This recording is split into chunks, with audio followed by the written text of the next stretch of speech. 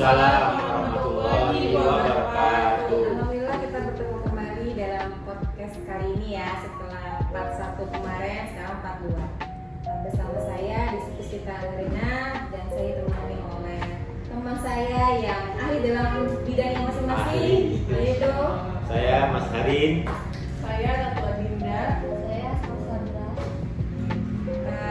Podcast kali ini kita membahas tentang cybercrime dan etikabilitasnya.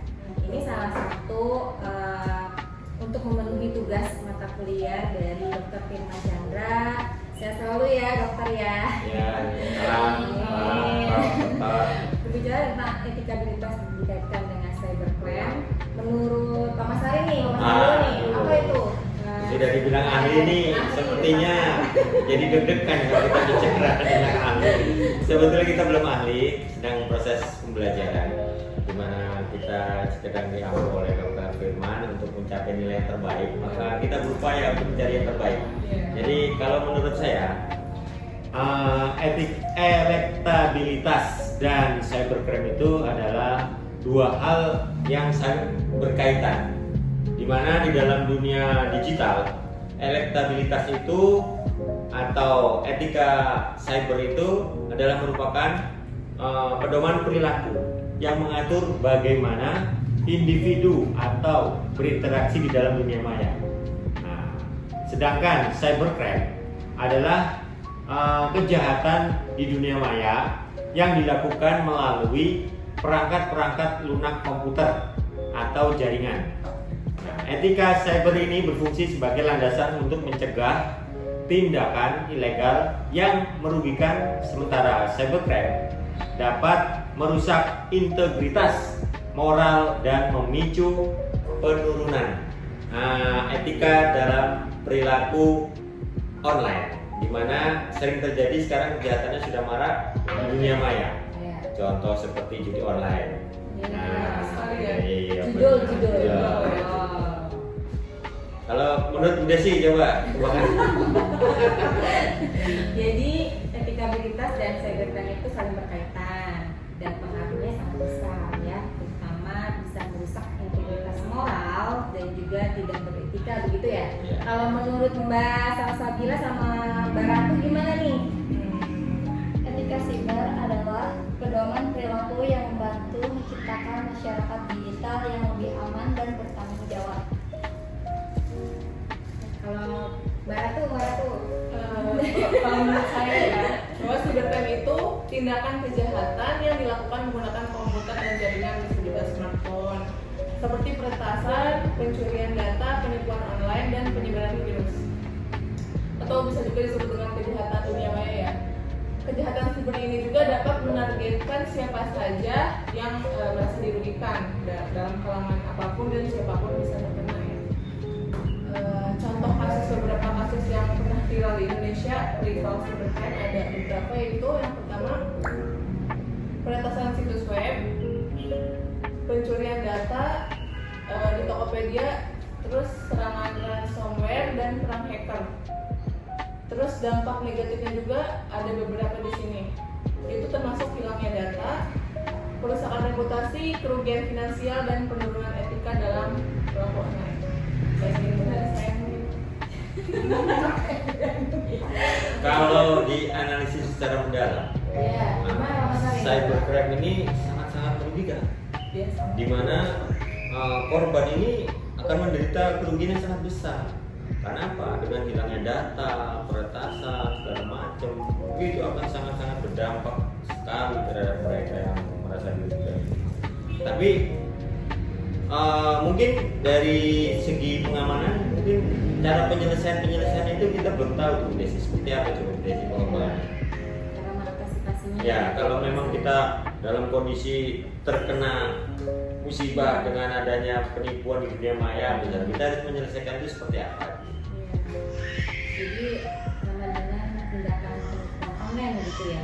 Jadi membocorkan, memancing kita tuh untuk membocorkan data-data pribadi kayak nomor kartu kredit, kode KTP atau lain sebagainya. Iya, sekarang zamannya pinjam KTP. Iya. Tiba-tiba Tiba-tiba di online.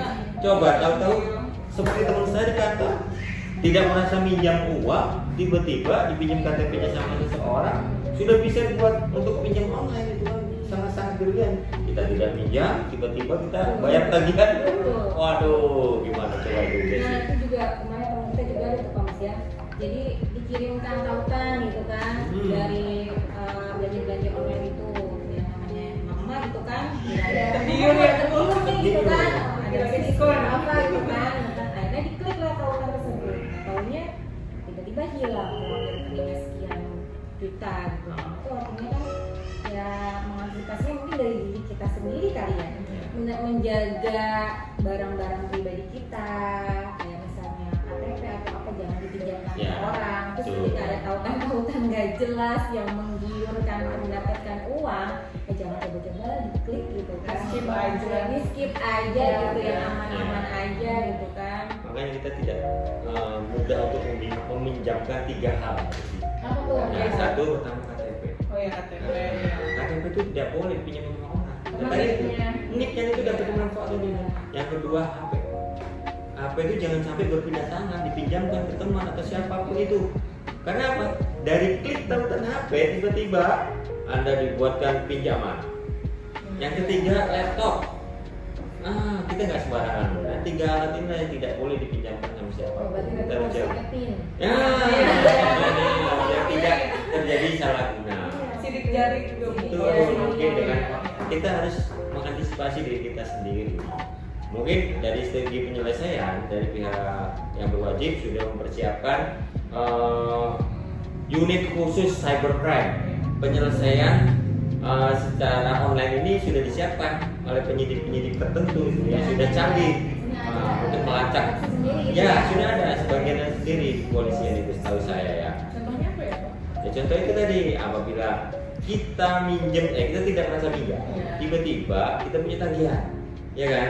Itu akhirnya yang ada di data di handphone itu semua dihubungi dengan jelek-jelekan, terus ditagih, tolong sampaikan kepada Anu untuk membayar utang segera, atau dijelek-jelekan, datanya di retas semuanya itu. Iya, Iya. itu ya benar seperti yang kita alami di kantor kita ya Bu Desi ya. Gitu. Terus satu lagi kita juga harus sering-sering backup Nah, tuh backup data, tuh. Misalnya rekening kita pun jarang-jarang dilihat gitu kan ya. Kita harus cek sekali gitu. Takutnya Tiba-tiba kurang. Tapi belanja online Jadi tiba-tiba poin. kurang, Iya, gitu iya, kan. iya. Gitu. Jangan membagikan sembarangan data pribadi. Iya. Seperti itu. Mungkin ada tambahan Mbak Ratu?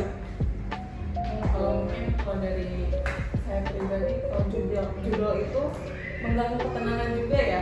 Betul. Karena selain itu ada juga dari beberapa rekan saya yang lain, judul itu bukan hanya menghubungi semua media sosial kita, tetapi ke teman-teman kita juga. Jadi di hubungan kontak itu semua dikontak. Ya itu di retas data kita yang ada di dalam data kita di sini nih semua dihubungi, dijelek-jelekan, gimana seperti tidak bisa dibayangkan lah bahwa kita di Uber itu seperti apa sih gitu kan, nggak enak, Nggak tenang ya. nggak tenang, Tenang. mengganggu ketenangan. Akhirnya kita bisa jadi yang punya utang sendiri merasa malu, dipermalukan, Stres gitu. juga Ya, ya. stres pasti. Gitu. Oke, tadi etikabilitas dan cyber itu saling berkaitan, ya kan? Dalam bermedia sosial berarti ada dong gitu kan etikanya ini kayak apa nih gitu kan? Gimana nih menurut Pak Mas Rin dan teman-teman yang lainnya? Etikabilitas dalam bermedia sosial itu kita harus bijak. Bijak Ya. dalam arti kata kita harus memahami jenis-jenis perbedaan. Nah, jenis-jenis perbedaan antar kita. Siapa yang kita ajak bicara? Siapa yang kita ajak bercanda? Kita ajak berkomunikasi di media sosial. Kalau levelnya teman biasa bisa sambil bercanda. Kalau levelnya lebih tinggi kita bisa lebih sopan. Kalau sama yang lebih kecil mungkin ya lebih tidak serius juga tidak masalah.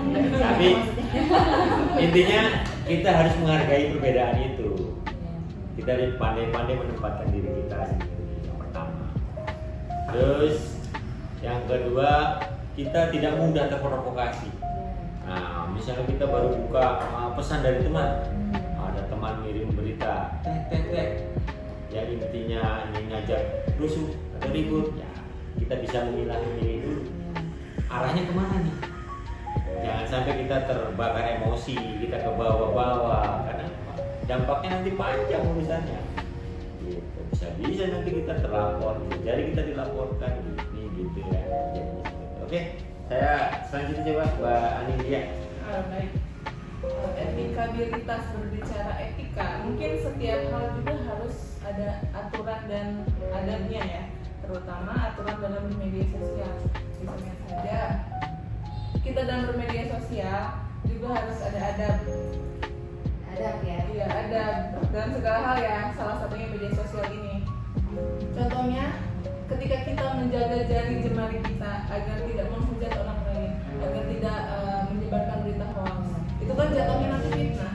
Ada yang merasa dirugikan, nama baiknya tercemar ya. Mungkin banyak dari beberapa ya, di akun-akun TikTok ya, mungkin banyak ada beberapa video shoot si A, si B, si C. Nah, itu mungkin kalau beritanya nggak konkret, itu bisa jadi fitnah dan merugikan pihak tersebut dan juga bisa dilaporkan. Kena pidana ya. Itu akan berbalik ke kita sendiri nanti. Kenapa sih? Makanya kalau nggak suka sama orang ya, jangan terlalu Harus bijak banget dalam ya. bermedia Bijak. sosial. Jangan dikit-dikit apa yang kita ngaku sama orang kita kirim kekurangannya dia, kita kirim informasi pribadi dia. Dan itu kan sangat merugikan yang teman kita gitu kan. Nah, mungkin bukan teman saja, orang-orang yang merasa dirugikan kan banyak, karena media sosial itu kan luas. Tidak teman-teman kita saja yang melihat, yang menyaksikan gitu. Kalau sudah ngetren di mana-mana, waduh, bisa viral nanti. Jadi intinya ada berapa tuh? 5 ya. Kalau kita ambil garis besarnya, satu yang pertama adalah menghargai setiap perbedaan. Yang kedua, tidak menyebarkan berita hoax. Nah, yang ketiga, tidak mudah terprovokasi tadi ya. Yang keempat, kita bisa menghindari saling menghujat antar sesama siapapun itu. Yang kelima, kita juga tidak mudah atau tidak gampang mengumbar informasi pribadi kita di media sosial. Entah kesedihan, entah kesenangan, entah apa, tidak usah diumbar-umbar karena itu akan sangat berbahaya bagi privasi ya. privasi kita. Oke, udah sih coba gimana coba? Ya betul Pak Masarin ya. Iya. Nanti kalau kita nggak suka sama orang, jangan sampai Diumbar di media sosial. Kayaknya ada data Pak Masarin atau apa gitu kan, akhirnya kirim lah gitu kan ke medsos kayak gitu kan. Akhirnya itu kalau bukan hal yang benar bisa menjadi fitnah. Nanti ribut nimbulnya gitu kan. Makanya kenapa penting mungkin ya ada dulu baru ilmu gitu kan. Jadi etika tuh di segala hal itu ada, termasuk dalam kita bermedia sosial, dalam berteman, apapun dalam segala hal, dalam bekerja, dalam bersosialisasi dengan orang gitu kan. Karena pentingnya etikabilitas, karena yang dilihat orang kan pertama adalah etikanya dulu gitu kan, baru gitu kan pribadinya seperti apa. Gimana Mbak Sasa bilang?